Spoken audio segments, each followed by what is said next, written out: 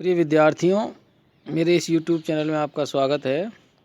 आज इस वीडियो के अंतर्गत हम भ्रमर गीत जो है नंददास के भंवर गीत के पद संख्या 26 और 27 का अध्ययन करेंगे।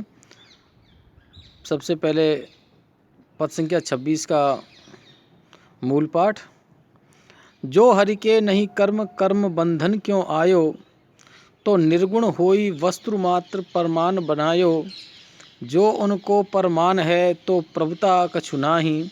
निर्गुण भय अतीत के, सगुण सकल जगमाई सखा सुन श्याम के। इस पद के अंतर्गत जो नंददास की गोपियां हैं, वो गोपियां उद्धव जी के समक्ष भगवान श्री कृष्ण के सगुण साकार रूप की विवेचना कर रही है और उनकी महत्ता का प्रतिपादन कर रही हैं और ये बता रही हैं कि निर्गुण तो केवल वस्तु मात्र है, वास्तविक जो ईश्वर का जो रूप है वह रूप सगुण रूप है और सगुण रूप ही हम सभी को, चूँकि वो चाक्षुक है, परिलक्षित होता है, दिखाई देता है, अनुभवजन्य है, अनुभूत है और इंद्रियों से ग्राह्य है। इसलिए जो निर्गुण निराकार जो स्वरूप आप जिसकी हमारे सामने वर्णन कर रहे हो, उसे हम ज़्यादा बड़ा नहीं मानते। ज़्यादा बड़ा जो है या महत्ता जिस रूप में है, प्रभुता जिस रूप में है, वह प्रभुता सगुण और साकार रूप में ही है। इस पद से पूर्व में उद्धव जी ने कर्म को हीन बताते हुए ये कहा था कि जब कर्म करते करते कर्महीन हो जाता है, तब ईश्वर की प्राप्ति होती है। कर्म का जब नाश हो जाता है, तब ईश्वर की प्राप्ति होती है। तो गोपिकाएं कह रही हैं कि जो हरि के नहीं कर्म, यदि ईश्वर को प्राप्त करने के लिए कर्म कोई माध्यम है ही नहीं, तो फिर इस मर्त्यलोक में, इस पृथ्वी पर ईश्वर उस कर्म के बंधन में बंधित होकर के अवतार क्यों ग्रहण करते हैं? क्योंकि ये जो धरा है, ये धरा कर्म करने वालों के लिए बनी है। यहाँ आकर के कर्म की स्थापना करनी पड़ती है और कर्म के द्वारा ही फल प्राप्त होता है। तो जब कर्म का बंधन ईश्वर पर लागू होता ही नहीं है, तो फिर ईश्वर ने क्यों अवतार ग्रहण किया? तो निर्गुण होई वस्तु मात्र परमान बनायो। यदि उन्हें वास्तविक रूप, यदि उनका निर्गुण निराकार ही है, तो उनको उसी रूप में कोई प्रमाण प्रस्तुत करना चाहिए, क्योंकि प्रमाण प्रस्तुतिकरण के बाद ही किसी वस्तु का मूल्य होता है, किसी चीज़ की पहचान होती है, किसी चीज़ में जो गुण हैं वो दिखाई देते हैं।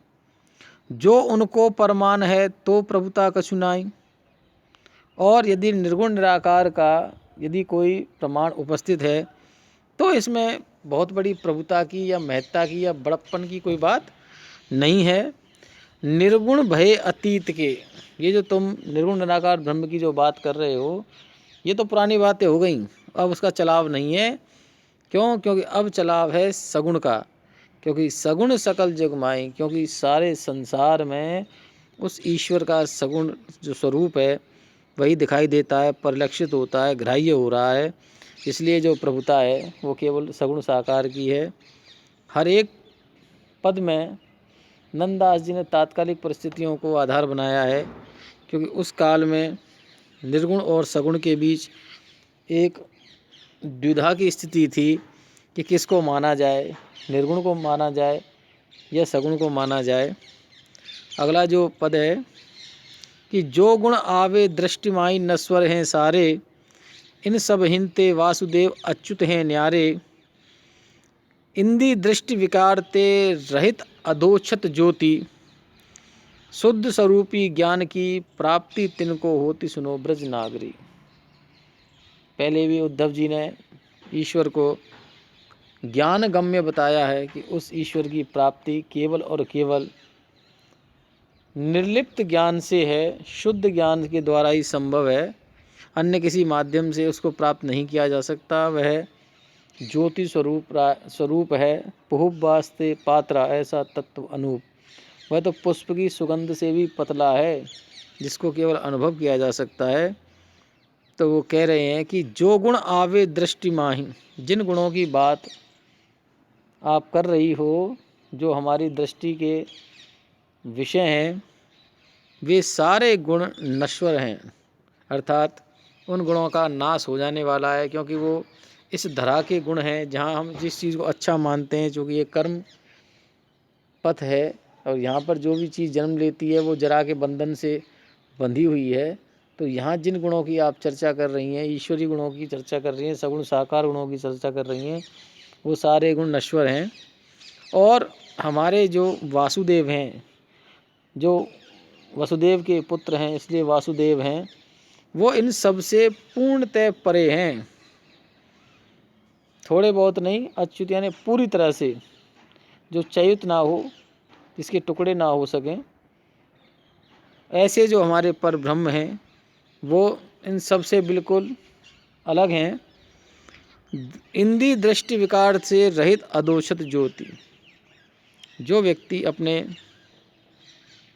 इंद्रिय विकारों से पूरी तरह से रहित होता है और जिसके अंदर वह शुद्ध साकार जो ज्योति स्वरूपा ब्रह्म है वो निवास करता है, ऐसे ही व्यक्ति को, जिसके पास ये सब चीज़ें होती हैं, निर्विकार दृष्टि होती है, ज्ञान होता है, ऐसा ही व्यक्ति शुद्ध स्वरूपी ज्ञान की प्राप्ति तिनको होती, उस व्यक्ति को ही उस ईश्वरीय ज्ञान की प्राप्ति होती है। इसे हम ब्रह्म ज्ञान कहते हैं, जो शुद्ध स्वरूप है, जिसका अंदर किसी प्रकार का विकार नहीं है, जो निर्विकार है, अमल है, वो ईश्वर जो है वह उसको प्राप्त होता है।